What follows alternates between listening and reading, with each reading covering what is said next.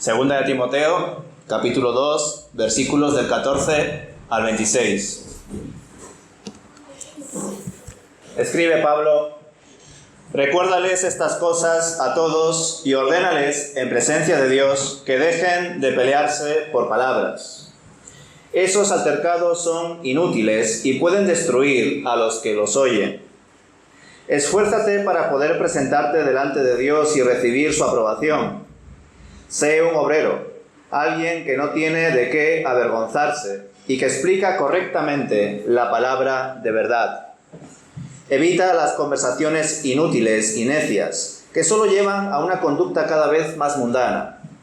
Este tipo de conversaciones se extienden como el cáncer, así como en el caso de Himeneo y Fileto. Ellos han abandonado el camino de la verdad al afirmar que la resurrección de los muertos ya ocurrió. De esa manera desviaron de la fe a algunas personas. Sin embargo, la verdad de Dios se mantiene firme como una piedra de cimiento con la siguiente inscripción: el Señor conoce a los que son suyos, y todos los que pertenecen al Señor deben apartarse de la maldad. En una casa de ricos, algunos utensilios son de oro y plata, y otros son de madera y barro. Los utensilios costosos se usan en ocasiones especiales, mientras que los baratos son para el uso diario. Si te mantienes puro, serás un utensilio especial para uso honorable. Tu vida será limpia y estarás listo para que el Maestro te use en toda buena obra. Huye de todo lo que estimule las pasiones juveniles. En cambio, sigue la vida recta, la fidelidad, el amor y la paz. Disfruta del compañerismo de los que invocan al Señor con un corazón puro.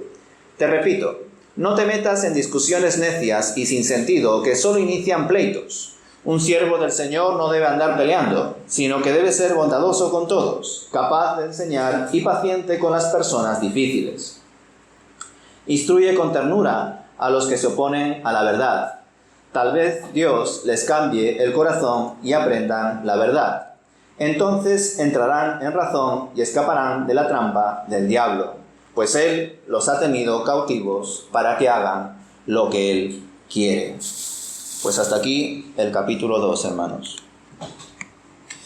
Posiblemente el mandato de Pablo de recordarle a los hermanos estas cosas, como comienza el versículo 14, esté haciendo referencia a la declaración anterior que vimos el domingo pasado en los versículos del 11 al 13, pues contiene ciertos principios de nuestra fe y de la identidad de Dios.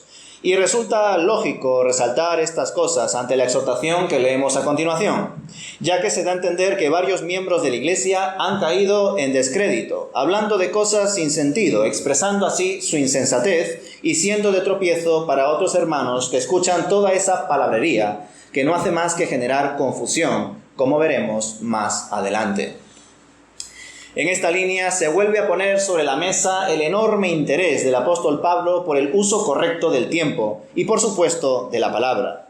Para Pablo era clave emplear el tiempo de forma adecuada y responsable, entre otras cosas porque tenía una escatología muy marcada en su mente, es decir, poseía una fuerte conciencia de la venida del Señor, del juicio de Dios y de la importancia de la resurrección.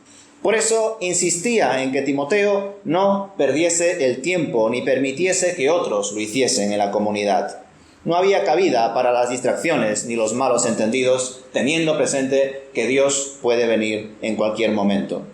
Por ello, Timoteo debía cuidar su testimonio y su relación con Dios. Él tenía que vivir de forma santa, con una conciencia tranquila, como un obrero que no tiene de qué avergonzarse por predicar la palabra de Dios correctamente, pues independientemente de las consecuencias, era su deber llevar a cabo el ministerio que el Señor le había encomendado. Y ninguna acusación, malentendido o problema que se le presentase debía sacarle del camino. Él tenía que permanecer fiel y para ello, como leemos en el versículo 16, debía evitar conversaciones inútiles, que no llevan a ninguna parte, más que para perder el tiempo y traer dudas sin sentido a la mente de aquellas personas que no tienen la suficiente madurez espiritual para discernir lo verdadero de lo falso. Acto seguido, el apóstol Pablo vuelve a denunciar a otros dos nuevos colaboradores. En el capítulo anterior fueron Figelo y Hermógenes, los cuales le abandonaron, pero en esta ocasión son Himeneo y Fileto, los cuales generaron estragos en la iglesia con su falsa creencia de que la resurrección ya había sucedido. Algo que además, en una primera lectura, puede generar cierta extrañeza, ¿verdad? Pero ahora os explico lo que posiblemente creían estos dos hombres. No sin antes mencionar que de Fileto nada sabemos salvo lo expuesto aquí. Y de Himeneo sí es cierto que ya leímos su nombre en 1 de Timoteo, capítulo 1, versículo 20. Posiblemente sea el mismo, ya que en dicho texto vimos que el apóstol Pablo lo echó de la misión junto con un tal Alejandro, el cual parece que también se extravió en su momento de la fe. Pues volviendo a esa creencia que tenían Himeneo y Fileto de que la resurrección ya había ocurrido, posiblemente se estaba haciendo referencia a un tipo de resurrección no física, no corporal, sino más bien mística, simbólica, quizá originada en el corazón en el momento de la conversión, siendo esto una enseñanza herética, que dejaba a un lado la importante doctrina de la resurrección de los muertos. Esto es posible que sea así también porque en el capítulo siguiente el apóstol Pablo aborda los tiempos del fin y en la declaración de fe de los versículos 11 al 13 se reivindica nuestra vida eterna en el Señor. Así que probablemente estos dos hombres promovieron una espiritualización de la resurrección, lo cual no deja en claro qué sucede después de la muerte, o peor aún, podría sugerir que el alma puede subsistir sin nuestro cuerpo. Un pensamiento que tendría mayor afinidad con el platonismo de aquella época, ya sabéis, con lo que pensaban los griegos y los romanos, dado al pensamiento de Platón. Gracias al Señor, la verdad, su palabra, Jesucristo, permanecerá para siempre. Y se acabará dando a conocer a todos tarde o temprano. Ya sabéis, toda rodilla se doblará y toda lengua confesará que Él es el Señor para la gloria de Dios Padre. Eso, en un momento dado, cuando el Señor así lo desee, sucederá, es inevitable.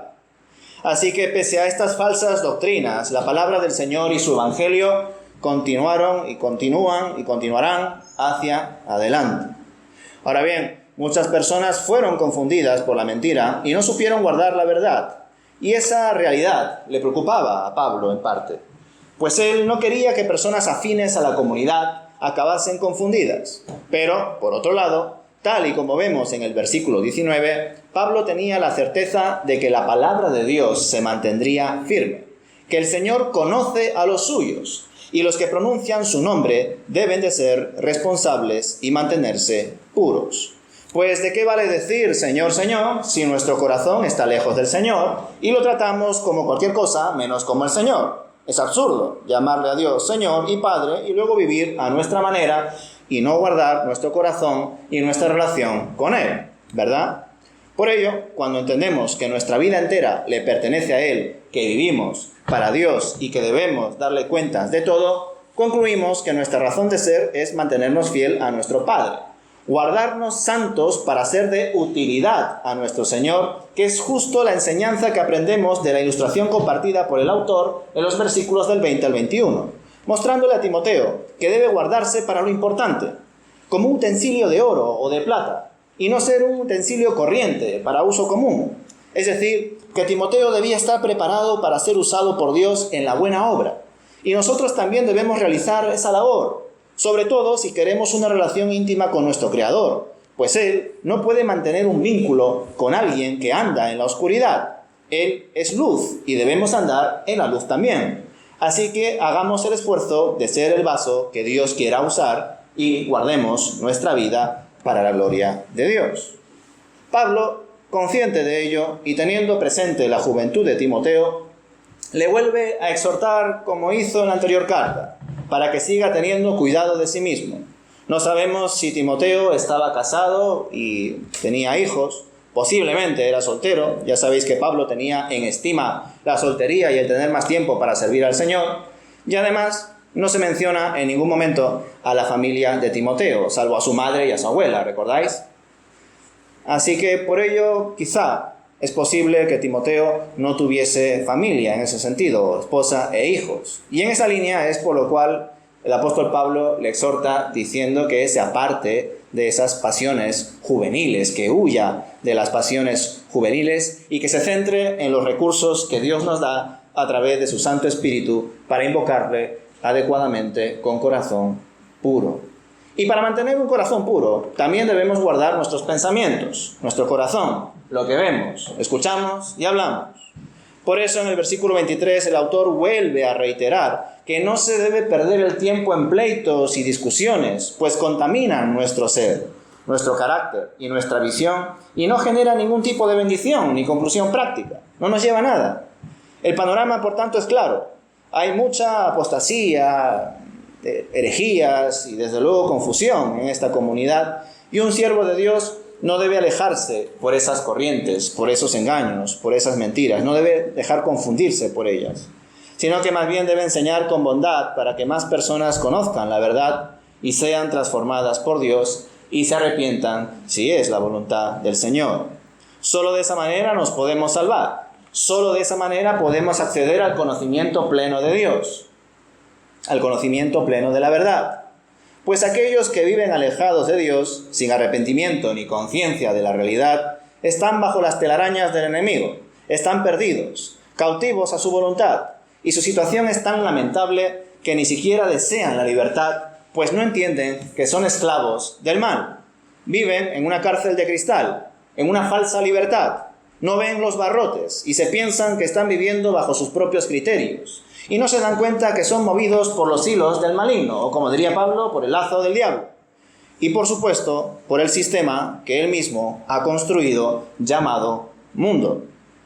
Y ante tal panorama, ante tal diagnóstico de la humanidad, ¿cómo no hacer todo lo posible por obrar correctamente? ¿Cómo no esforzarnos por exponer la palabra rectamente? ¿Cómo no centrarnos en lo que verdaderamente es importante? Pues, desde luego, no lo hacemos siempre, ¿verdad? No somos perfectos.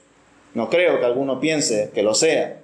No creo que alguno se autoperciba como alguien intachable. Sabemos que no, cometemos errores. Hemos comprendido que el saber qué es lo que tenemos que hacer no necesariamente nos lleva a hacerlo de manera constante, ¿verdad? Desde luego, nos puede impulsar a hacer lo correcto. Pero el problema es que nos cuesta ser constantes, nos cuesta perseverar. Sin embargo, no estamos solos. Tenemos al Espíritu de la verdad con nosotros, a Dios que permanece fiel. Así que de esa manera sí podemos andar, predicar, trabajar y orar como conviene. Pues Él está dispuesto a enseñarnos, a guiarnos. Pero ¿cuántos están pendientes de escuchar y obedecer al Espíritu de Dios? Ahí está la cuestión. La tentación es grande y es más fácil dejarse llevar por la mayoría, y ya sabemos también que el camino que lleva la vida es angosto y pocos son los que la hallan, pero debemos mantenernos fieles al que permanece fiel, pues solo en Él podemos estar vivos, solo en Él podemos estar firmes, solo en Él podemos estar seguros, porque Él no cambia, porque Él permanece para siempre, porque Él es fiel, porque Él vive. Gracias a Él podemos ser ese siervo fiel que sobre poco comienza a ser fiel y que luego sobre mucho lo puede llegar a ser, por la gracia de Dios. Así que esforcémonos por ser obreros de Dios centrados en su Evangelio, en su palabra. Que la compartamos y la vivamos cada día más y más. Y que si somos insultados, perseguidos, señalados o encarcelados por ello, que no nos preocupemos, hermanos. Pues Dios seguirá haciendo la obra aún en medio de esas situaciones. Pues para eso hemos sido creados, para reflejar lo que Él es, para que la gente vea en nosotros el reflejo de Jesús, su imagen. Recordad también, en medio de todo esto, que estamos en guerra y que esta guerra es espiritual. Nuestras armas no están hechas para condenar ni juzgar, sino más bien para ofrecer gracia, amor y en algunos casos defensa ante todo aquel que demande razón acerca de la esperanza que hay en nosotros. Recordad que somos soldados de Cristo, soldados de Dios, y que no debemos temer al hecho de que Dios a veces nos quiera poner en primera línea de batalla, pues si Dios quiere que así sea, que así se haga. Él sabe las razones por las cuales debemos hacer eso. Él guarda nuestra vida, hermanos. Él conoce nuestro corazón. Y cuando tenemos el privilegio de ser usados por Él para salvar a los cautivos, a los heridos, gloria a Dios. Y cuando eso suceda, Señor, si es tu voluntad, déjame poder seguir participando en tu obra redentora. Déjame ser el canal por el cual tú haces el milagro de salvar a uno más. Pues esa es la misión. Estar en el campo de batalla donde todos quieren destruirnos porque también quisieron destruir a Dios en Jesucristo, en la cruz. Pero no pudieron. Y con nosotros tampoco podrán. Podrán matar nuestro cuerpo. Podrán encarcelarnos. Podrán echarnos del trabajo. Podrán hacer muchas cosas con nuestra vida. Pero nuestra verdadera vida está en las manos de Dios. Podrán destruir el cuerpo, pero nuestra alma está guardada en el Señor. Por tanto, ¿qué haremos?